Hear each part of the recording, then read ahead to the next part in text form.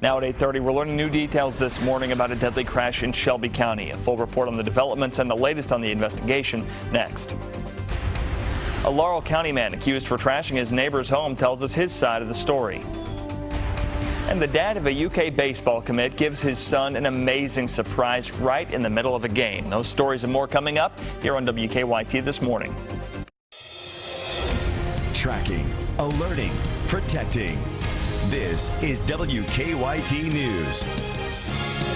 Good morning. Thanks for joining us on this Sunday. I'm Sean Moody. And I'm Mike Linden. Sunday, gloomy already, muggy, sticky, much like yesterday and Friday and Thursday. Have you been able to do anything outside, Sean? Yeah, you just deal with it. That's the attitude. Just deal with it, right? My dogs don't even like going outside in this kind of weather. They just walk out right outside of my backyard and then kind of step around and walk right back inside. We will get a break from this weather Tuesday, Wednesday. So we got a few more days to go of it, and this morning looks a lot like how we looked 24 hours ago, really.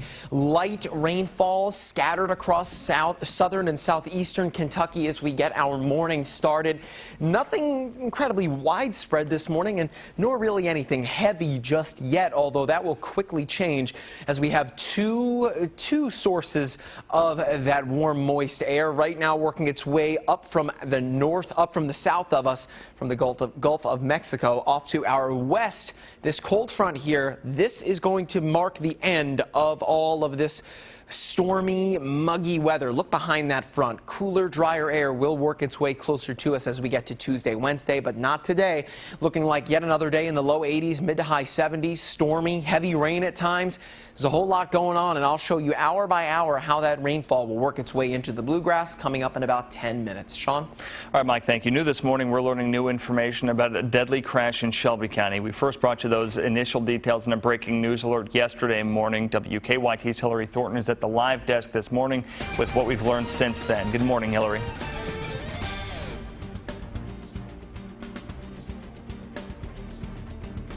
Was killed in that crash. And now the driver is also facing charges for that deadly collision. According to the Shelby County Sheriff's Office, Carranza and 23-year-old Rosendo Rodriguez Fuentes, also from Lexington, were headed east on Interstate 64 just outside of Simpsonville when they crashed into a car stopped in the emergency lane and then ended up in the middle lane of the interstate where they were hit by another car.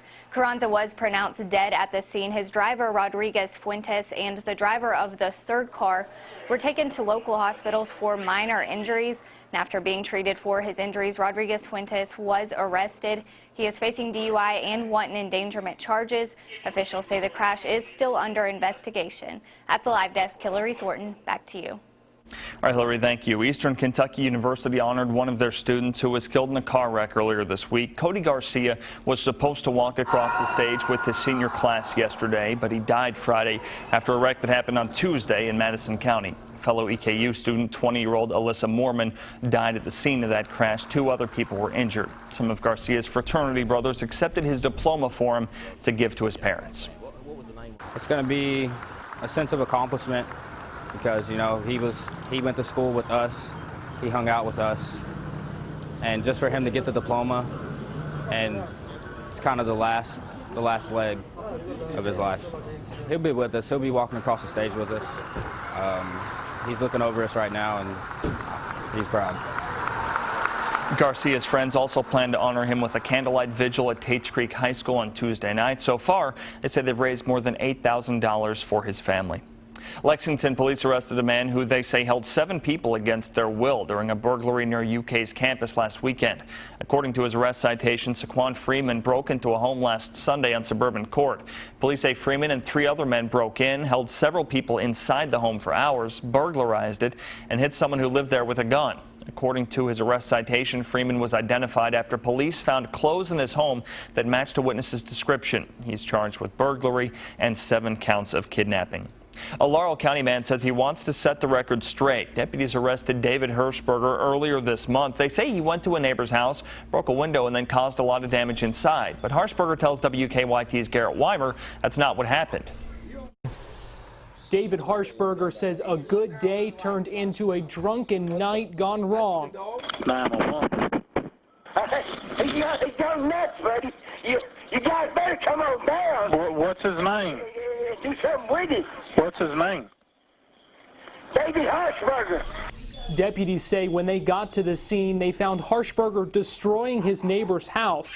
And when they tried to stop him, he resisted arrest. Yeah, that was the problem. That wasn't what happened at all. Harshberger says he lives in that house with his mom. He says he had too much to drink, and the broken window came from a tool he threw in frustration. Harshberger says he wanted to set the record straight because the explanation police gave makes him sound like a lot worse of a person. When they come out with that story about some crazy guy climbing through a broken window to some handicapped next door neighbor old lady's house, I don't know where they were grabbing for there, but it feels really rough. Harshberger is now under home confinement, but he doesn't seem bitter about something he says was blown out of proportion. They was doing their job right. They was making sure some little old lady wasn't getting hurt, and I appreciate it. That's my mama. Just wish they'd do the job they're doing, but with a little less embellishment. In Laurel County, Garrett Weimer, WKYT.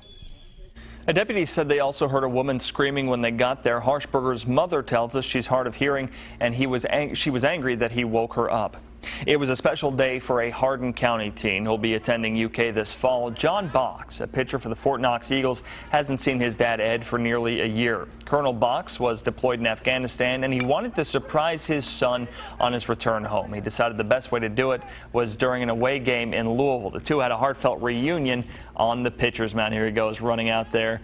Colonel Box will get to see his son graduate high school later this month before he heads back to Afghanistan. Always great to see one of those reunions.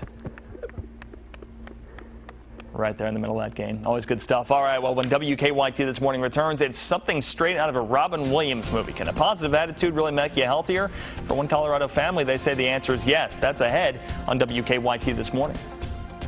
It's muggy this morning in Lexington. You can see a layer of haze over downtown. More storms are on the way, and it looks like they should stick around even into the start of the work week.